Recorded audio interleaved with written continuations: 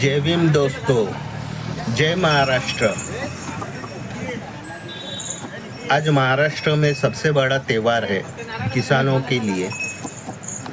किसानों के जो बैल होते हैं, वो जो सालों साल तक किसानों की सेवा करते हैं, जो किसानों के खेत में हल जोतते हैं, जिसके वजह से अनाज उगता है और जो अनाज अपन खाते हैं, इसलिए आज बैलों की पूजा की जाती है। ये जो पोले के दो दिन होते हैं, उन 2 दिनों में बैलों बैलों से कोई भी काम करवाया नहीं जाता है। 2 दिन बैल आराम करते हैं और उसकी पूजा वगैरह की जाती है। बैलों को नहलाना धुलाना, उनको खिलाना पिलाना, उनकी सजावट करना। अब यहाँ देखिए बैलों की सजावट करना चालू है। ये चंद्रपुर के बगल के ही गांव में बैल पोला देखने के लिए आया हूँ मैं। तो यहाँ पर एक घर में सजावट चालू थी बैलों की, तो वहाँ पर मैं बैलों की सजावट देखने आया हूँ। आप भी मेरे साथ इस पोले का त्योहार में शामिल हो जाइए और देखिए बैल पोला कैसे बनाया जाता है महाराष्ट्र में। बहुत से जनों को पता नहीं होता है ना। हमारे यहाँ बैल पोड़ा बनाते हैं, तो फिर बैलों को सजाया वगैरह जाता है।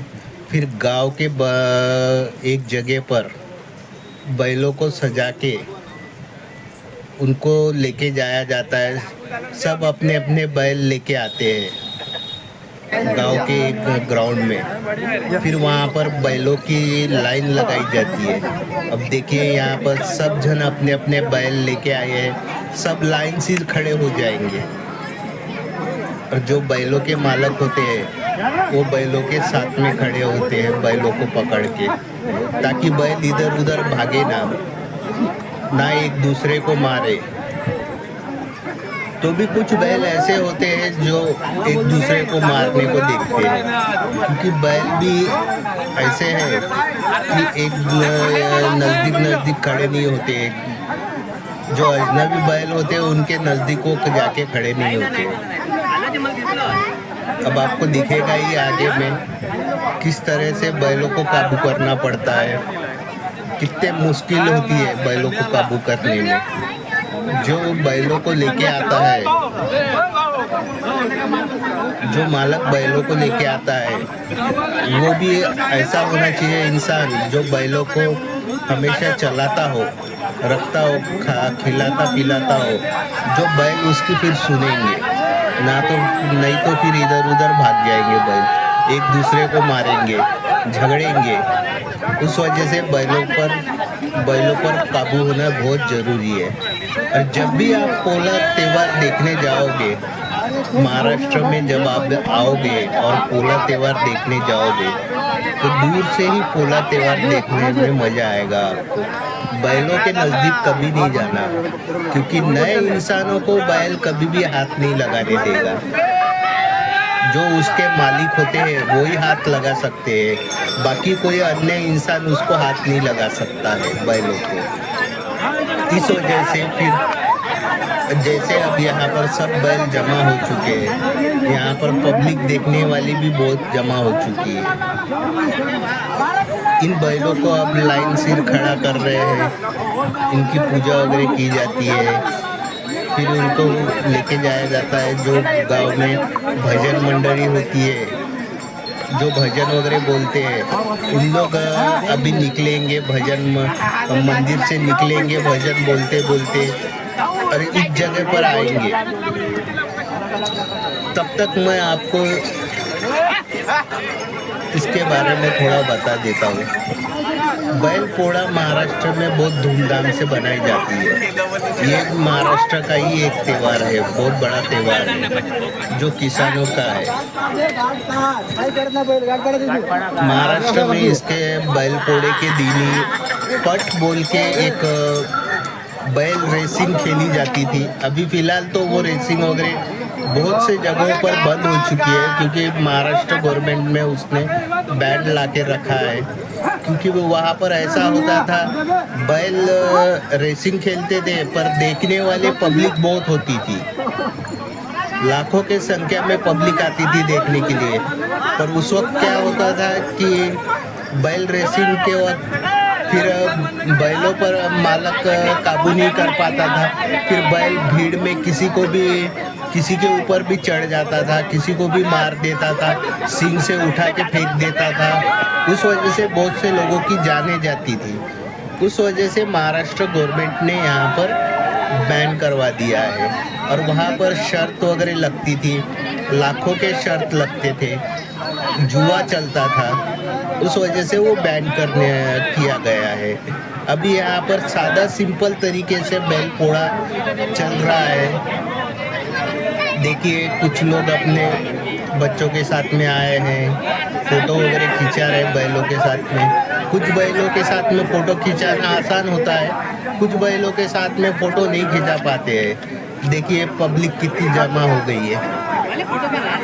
बहुत से लोग आते हैं बगल के गांव से वगैरह आके देखती है बैल पोड़े की, और बहुत उत्साह से लोग यहाँ पर बैल पोड़ा बनाया जाता है। अब गांव के जो मान्य हुए सरपंच वगैरह होते हैं वो आएंगे, निरीक्षण करेंगे, फिर बैलों को जिसकी बैल सजावट में अच्छा होगा उसको फिर प्राइज मिलेगा। 1 नंबर 2 नंबर 3 नंबर प्राइज मिलता है यहाँ पर। महाराष्ट्र में इसके अलावा फिर ये बैल पोड़ा होने के बाद में जैसे ही ये बैल पोड़ा टूट जाएगा, जब भजन मंडली आने की है, जब वो भजन मंडली आएंगी तो फिर सब बैल उसके पीछे पीछे फिर मंदिर में वगैरह जाएंगे। आपको वो आगे में देखने को ही मिलेगा। आप देखते रहिए हमारे बैल पोड़ा सीजन कैसा चलता है। और इसमें एक होता है जो बैल लेके आता है उसको बख्शिश वगैरह मिलती है। ये देखिए भजन मंडली आ चुकी है, 6:30 बज चुके हैं, भजन मंडली वगैरह आ चुकी है। यहाँ पर प्रदक्षिणा डालना चालू है, सभी बैलों के ऊपर प्रदक्षिणा डालना चालू है। भजन मंडली पानी लेके अपना बैलों के बगल से गुजरते हुए पानी डालते गुजरते हुए जा रहे हैं।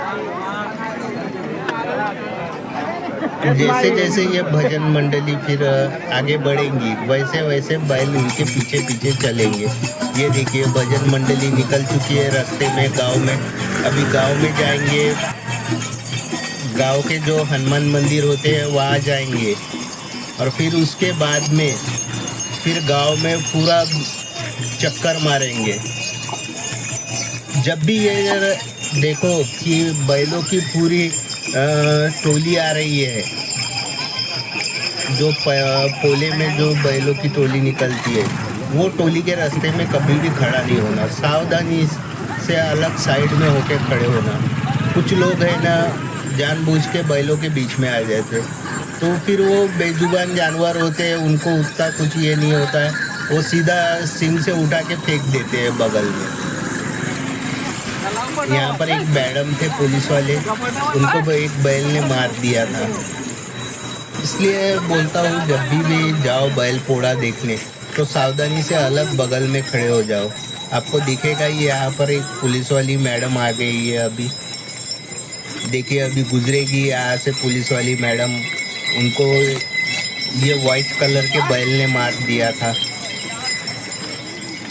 इसलिए बीच में कभी गाड़ी नहीं चलाना, कुछ नहीं करना, अलग से रहना।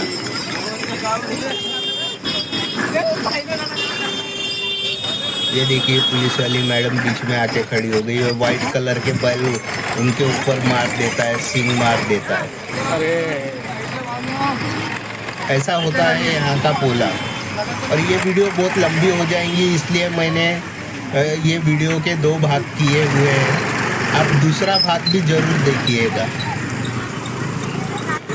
तो फिर इसके आगे का आपको पता लगेगा कि कैसे फिर यहाँ से यात्रा निकलने के बाद में मंदिर जाने के बाद में क्या होता है, फिर उसको मैं अगले वीडियो में आपको ज़रूर बताऊंगा।